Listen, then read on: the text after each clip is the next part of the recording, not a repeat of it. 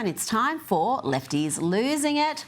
Let's start with the insufferable Michelle Obama, who appears to have created a podcast just to share passive-aggressive invective about her husband and to whine incessantly. Here she is with actress Julia Louis-Dreyfus. She's also a Democrat activist. And yes, she's whining again. Apparently life for the American woman is unbearable. Those women living in Afghanistan and Iran, living under Islamist rule, they should be shedding tears for these two indulged millionaire victims. Women, we have so many landmines and barriers and don'ts and limitations. It's, you know, I mean, Craig, you're the guy at the table, but I think it's important for all guys listening, especially men raising daughters, to realize that difference. You know, and that thing that inadvertently, as you are loving and raising these beautiful girls, there are so many rules that make us small. Baked in without our knowing it, you know? Oh, it's baked in, folks, baked in. Let's hear an example of this baked in oppression facing women in the West. Please educate us, Julia. And I wish I could, I mean, I remember people saying, oh, well, she's a female doctor. Mm-hmm. Yeah. As opposed to just, she's a doctor. Wow, profound. That's just terrifying subjugation. I think I have secondhand trauma from just hearing that. You know, Julia Louis-Dreyfus campaigned for Kamala, even though her second most famous character she played, Selena Myers, was essentially Kamala. Let's have a look at Vice President Selena Myers and Vice President Kamala Harris. My fellow Americans, words have many meanings, and sometimes instead of conveying our meaning, they can suggest other meanings. When we talk about the children of the community, they are the children of the community. Well, we are the United States of America because we are united. And we are states. Talking about the significance of the passage of time, right? The significance of the passage of time. So when you think about it, there is great significance to the passage of time. Whatever we have in store cannot be known. The past was once the future. The future is, I should say, unknown. We got to take this stuff seriously as you are, because you have been forced to have to take it seriously. Now that's terrifying. She came this close to being president. And today is the anniversary of the assassination attempt against Donald Trump in Butler, Pennsylvania. Let's have a look at the way the leftist print media reported the president suffering a gunshot wound, narrowly escaping being killed. Just have a look at some of the shameful reporting, and it'll serve as a reminder that you don't hate the leftist media enough. You think you do, but trust me, you don't. Let's start with CNN. Their headline read, Secret Service rushes Trump off stage after he falls at rally. He must have been clumsy that day. NBC referred to popping noises. Were they balloons, NBC? At least MSNBC mentioned gunshot-like sounds, while the Washington Post mentioned loud noises. Loud noises. Reminds me of this scene from Anchorman. Loud noises! But I've got to say, the worst of a bad lot is USA Today, who went with this headline. They said Trump removed from stage by Secret Service after loud noises startles former president. Just incredible. And the broadcast media, who habitually lied about Donald Trump, who for 8 solid years did everything possible to whip up hate and hysteria against Trump, well, they were eager to blame him for almost being killed. Here is ABC. You point out those statements from J.D. Vance and Vivek Ramaswamy. Of course, President Trump and his supporters have contributed to this violent rhetoric as well. Well, absolutely, George. We were just looking back this morning at some of the things that former President Trump has said. He warned last March of potential death and destruction if he were charged by the Manhattan District Attorney. Our country is being destroyed as they tell us to be peaceful. Trump in January warned of bedlam in the country if the criminal charges against him succeeded. And of course, in March, He said, now, if I don't get elected, it's going to be a bloodbath for the whole. That's going to be the least of it. It's going to be a bloodbath for the country. That will be the least of it. He said he was partly joking and that was taken out of context. But those are indeed his words. Just shameless victim blaming and gaslighting there by ABC. By the way, that bloodbath comment was about the car industry. It's all on tape. You can watch it for yourself. ABC is, of course, lying, misleading. This is the same organisation that just paid a massive settlement to Trump, not a big enough price for deliberate dishonesty. And yes, George Stephanopoulos was at the centre of that case. But back to the reporting after the assassination attempt. Not only did they seek to blame Donald Trump for almost being killed, but I wonder if they can find a way to perhaps blame his supporters. Maybe mention January 6 again. Supporters are certainly in some parts angry, and let's remember January 6th. In so many ways for the campaign, January 6th will probably be in the background after yesterday's event. This is a very difficult time for this campaign. I'm sure this week in Milwaukee that President Trump will highlight this. Just pathetic gutter reporting there. Now let's go to the footage. This was shot by one of the rally attendees. This is the immediate aftermath. It's astonishing footage. The president's been shot. Oh no. No. Either that or they're covering. We don't know. Either that or they're covering him. We love you. We love you, President Trump. We love you. We love you, President Trump.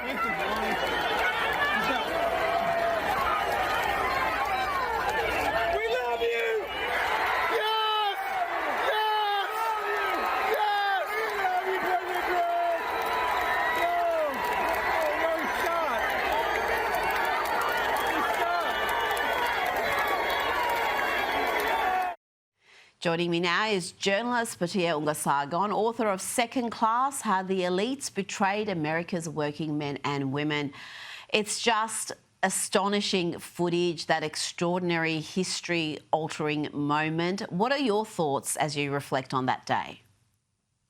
Thank you so much for having me, Rita. I have to admit, I got teary-eyed seeing that. I had never seen it from that angle before. And you can hear the utter anguish in the voices of the people shooting it and the people around them, because of course when he went down they didn't know if he had been killed. And on the one hand, it was so completely dangerous for him to stand up again, but the fact that he insisted on doing that, on showing his supporters that he was alive and he was okay, and saying those famous words, fight, fight, fight, it really showed you the mettle of this person. And whatever we thought we knew about Donald Trump, I think in that moment we all saw a side of him, a kind of heroism and a leadership and an attachment to the well-being of the nation that I've never seen from another leader in my lifetime. The thing that made him take his own life in his hands for the second time and endanger himself was the desire to prevent, I think, mass stampede at the rally itself. And he has spoken very proudly of how proud he is of his supporters, that nobody ran, that everybody sort of waited to see what had happened, but also the desire to prevent violence in the streets of America. God forbid the assassin had succeeded. So truly an amazing, amazing moment. And thank you for playing those clips from ABC. I had forgotten what it was like during the campaign to just listen to them lie and lie and lie and lie about him. And thank God the country feels like it's in a really different place right now. I mean, they still try to do that, but no one is buying it at all. So we're really in a different moment.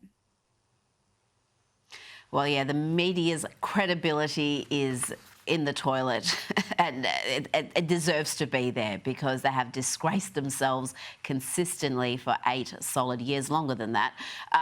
Now, what about the assassin here? And he did kill a man on that day. He didn't succeed in killing Donald Trump. That miraculous just head turn at that last millisecond saved his life. But Thomas Matthew Crooks, what do we know about him by now? It's been a year. What do we know about his family, his motivations, his digital footprint? Is there any information that we can look at and understand why he did this? We know nothing about him. I haven't seen any reporting to expand on what little we learned really in the days after. There is almost nothing known about this person, his motivations, his life, what led him to do this, to do this absolutely horrific thing, which of course took Corey Cooper-Bantini's life. Yes. At the rally. And I also will never forget, he was a firefighter. And at the RNC, the Republican National Convention, which was really just days after the assassination attempt, the president was still wearing the bandage on his ear. When he first came out on stage, it was the fourth day of the RNC. I will never forget this. He had asked the family if he could have Corey's firefighter uniform. And he had that on stage with him. And before he began to speak, he walked over to it and he just sort of held it. It was a really, really moving moment because I think what he was trying to say was, I was saved by the grace of God. And he wanted to make much of that, of how he felt that he was called for a second term, saved for a purpose, saved by God in order to save America. But he didn't want to celebrate on the fresh grave of this American hero. It was a really moving moment. It was such a poignant moment. And again, I remember the media's treatment of it. Right here in Australia, we had the Sydney Morning Herald and The Age, leftist publications, going with the notion that Corey's surname was misspelt on his uniform. Now, that was his real uniform. It was misspelt on the real uniform, but they made it sound like it was some sort of a mistake, some sort of disrespect from the Trump camp to have done that, as if it was some sort of a prop rather than the man's real uniform, which his family had allowed the Trump camp to use. The media's reporting on this has been, shameful. But I want to ask you about the police response to Secret Service agents who were there on the day. We know a number of them have been recently suspended. But again, do we have any clarity on why Donald Trump was allowed to take the stage when there was a known threat that was unresolved? Now, I'll just take you through this timeline quickly. Secret Service were alerted at 5:46 p.m. of a suspicious person. Now, Trump arrived at the rally site standing behind the stage at 6 p.m. Then we have officers losing sight of this suspect who's on the rooftop. And then, Batia, they still allowed Donald Trump to take to the stage with this known threat. He went on stage at 6:05 and it wasn't until 6:12 p.m.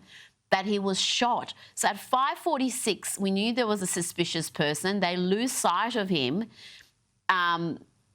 just after 6 o'clock, and they still allow Donald Trump to take to the stage. To call the police Secret Service response here ham-fisted, I think, is an understatement. It certainly seems that way, although I'm going to take a page out of the president's playbook. Every time he has been asked this very good question, he has sort of refused to slag off on them and has said, it's a very hard job and all of my team was good and I admire them and I admire law enforcement. I admire the Secret Service. He has never allowed himself to publicly criticize what happened on that day. So I'm going to follow in his lead and simply admire the heroism. Although I think these are all very legitimate questions that I hope one day are answered. Absolutely. Now let's move on to other issues. The New York Post is reporting that billionaire George Soros' Open Society Foundation has funneled $37 million to the Working Families Party and other lefty groups that are backing Zoran Mamdani, the hard-left socialist frontrunner to be the next mayor of New York. What do you make of this donation? It's not terribly surprising, but that Zoran would take it. I mean, I thought he didn't even want billionaires to exist, let alone fund his campaign. It's a great point, Rita. It explains a lot about why a party that calls itself the Working Families Party has so much more in common with the over-credentialed college elites with their trust fund socialism and their sort of Nepo baby economics, than it does with what actual working class Americans, working class New Yorkers, Black New Yorkers, and Hispanic New Yorkers actually want. Excuse me.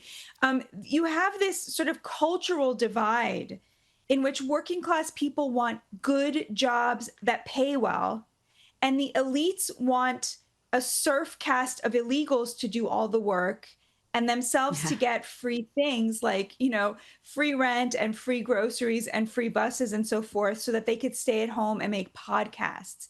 And that point of view, having an open border and a welfare state, being anti-America and anti-Israel, like this is very much what the Soros Foundation and other leftist billionaire foundations and nonprofits push. It's because they swim in the same waters as the NGO staffers, who are the same types of this over-credentialed college elite who make up the left today. And so they like to pretend that this is like working class politics, working class populism, but it really isn't.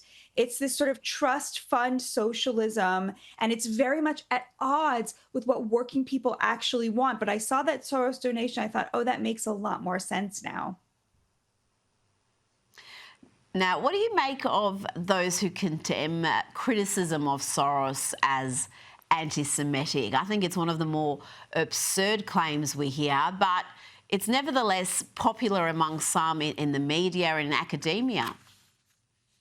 Oh, I think it's ridiculous. I mean, if you're sitting there and you're going to give me a list of all of the people you think are the enemies of your country, and it's 5 people or 5 billionaires and they're all Jews, I might start to think, okay, I mean, this person might have a problem with Jews. But one person, like, of course it's not. He is actually representative of very anti-nation state, anti-democratic policies. He believes explicitly in open borders. He's very clear about that. So to say that it's anti-Semitic to criticize him is absolutely absurd. He's taken a very unpopular position, and the fact of his lineage, his ethnicity, should not be able to shield him from criticism. That's just as racist as saying that you should criticize him because he's Jewish. So I think that that's nonsense.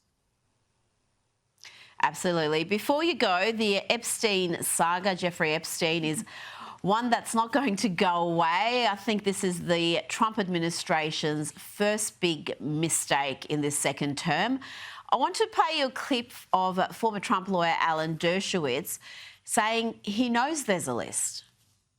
I know for a fact documents are being suppressed, and they're being suppressed to protect individuals. I know the names of the individuals. I know why they're being suppressed. I know who's suppressing them, but I'm bound by confidentiality from a judge and cases, and I can't disclose what I know. But I hand to God, I know the names of people whose files are being suppressed in order to protect them, and that's wrong. Just out of curiosity, without names, are these politicians, business leaders, both? They're everything.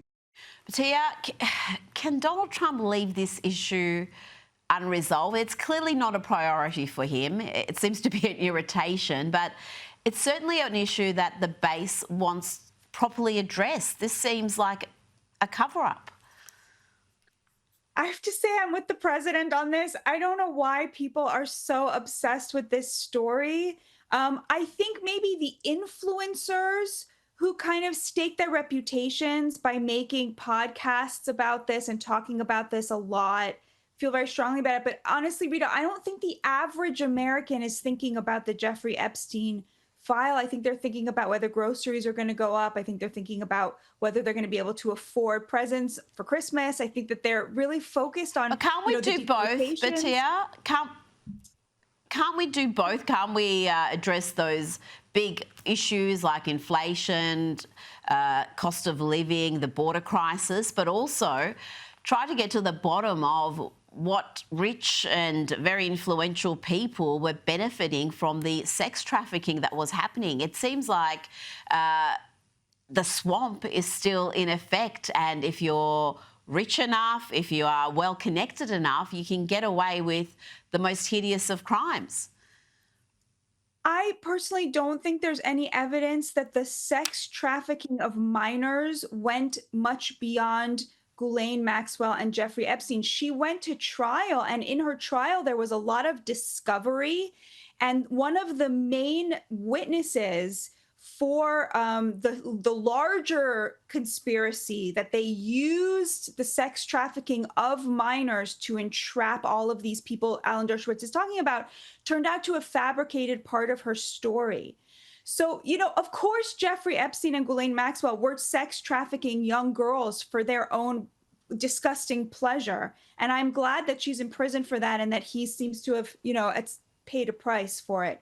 But the larger conspiracy that there's a list, when this was actually brought up in a court of law where you had an adversarial process looking at the facts, there did not seem to be much of a there. There were two business leaders who were married, who had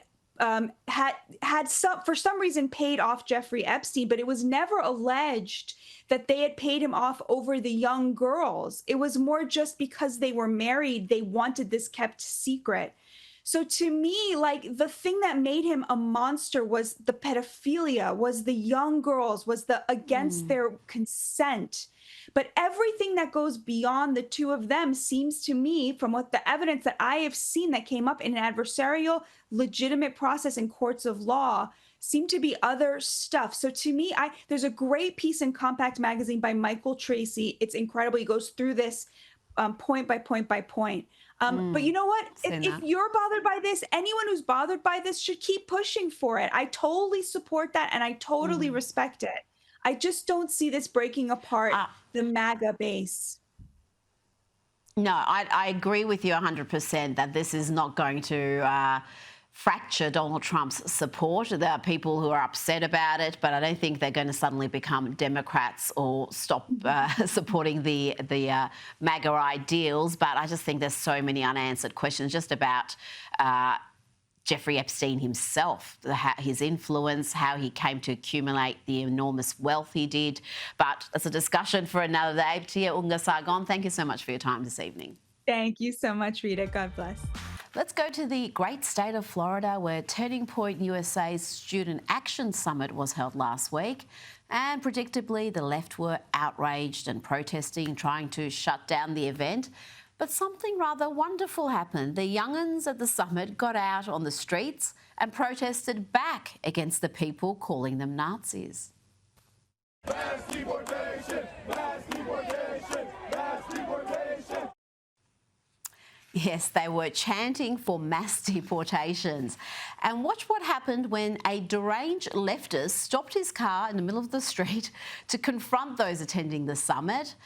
But after he attacks a man, something very interesting happens. A veteran cop arrives and delivers a dose of instant karma. This is a classic case of what the kids call FAFO.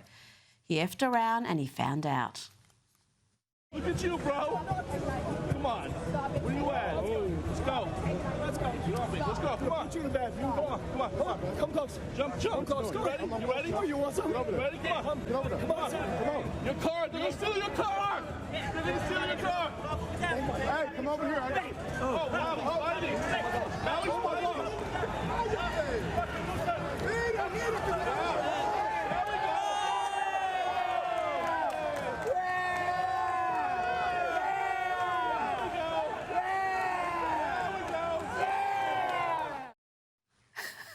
That is hilarious.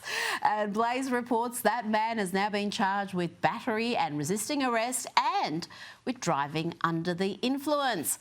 Joining me now is comedian and host of Prime Time with Alex Stein on Blaze TV. Alex, that man did get a dose of instant karma. You can't get away with that sort of behaviour in Florida. New York, California maybe, but not Florida. You were at this student summit. Tell me a little bit about what happened there. Well, it was a great weekend. We're all in Tampa, Florida, and I just want to say Turning Point was so gracious to let me speak at the, Chapter Leadership Summit before the event to all the college kids. And let me just tell you, this guy was outnumbered. He tried to go to a knife fight, and he didn't have a gun, he didn't have the right weapon, and he tried to throw punches, and he got annihilated by the Tampa PD because they were not messing around. And a lot of people knew that this protest was going to happen. You know, this protest was planned in advance to counter-protest this event, and the protester learned a serious lesson that Trump derangement syndrome will land you in jail if you don't take care of it properly. Yeah, you don't mess around in the red states. In the blue states, yeah, they will be fine. They would look the other way. Now, Donald Trump has celebrated the one-year anniversary of surviving an assassin's bullet with the Chelsea Football Club. I'll bring you some footage of that in a second. But first, let's hear from the president. He was asked here about how he felt about the day.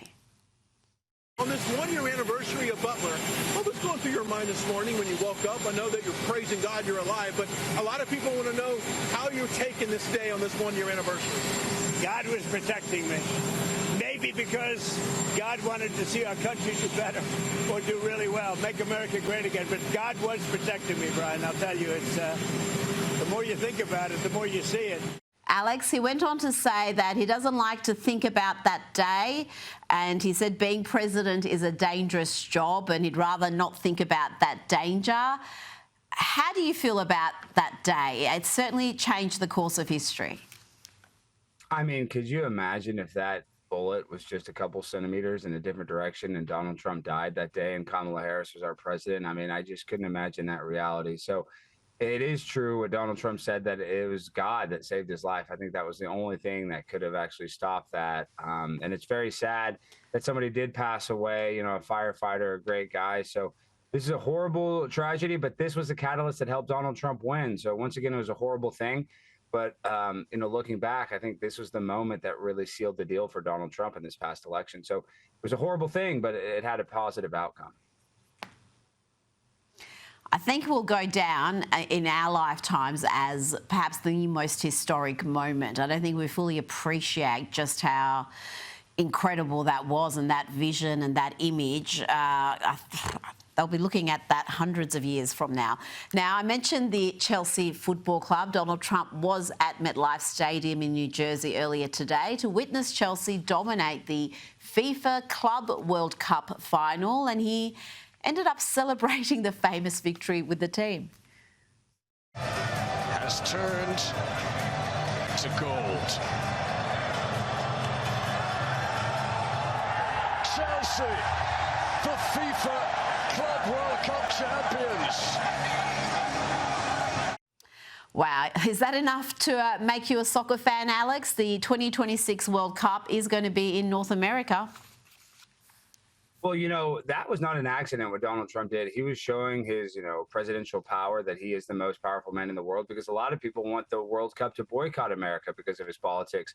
So what Donald Trump did by standing on that stage was kind of just tell the world that, listen, I'm the most powerful guy in the world. The World Cup is happening here in America, and you haters cannot do anything in your power to stop it. So I love what Donald Trump did. I think he sent a message to the entire world on, you know, he's going to be unapologetically the president of the free world. And, you know, he's just not going to worry about the haters. And I love that about President Trump.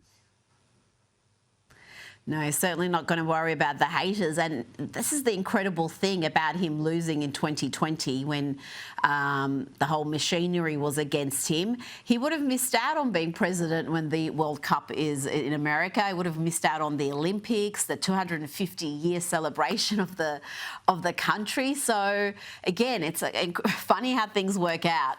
Now, before you go, you've managed to upset more people. I've just come across this footage.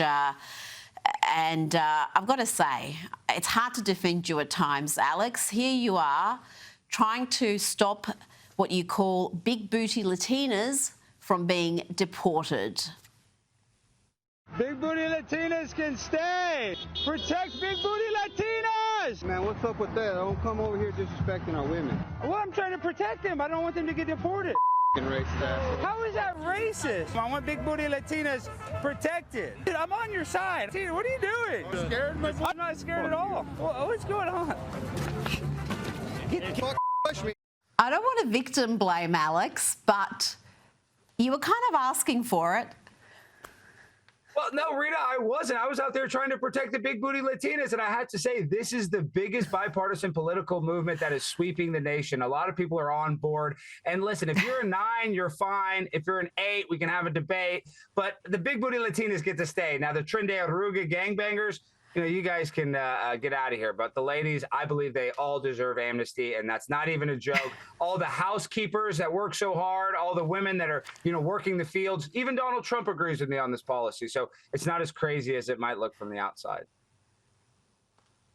Alex Stein, you are incorrigible. Thank you so much for your time tonight. Always a pleasure. Thank you for having me.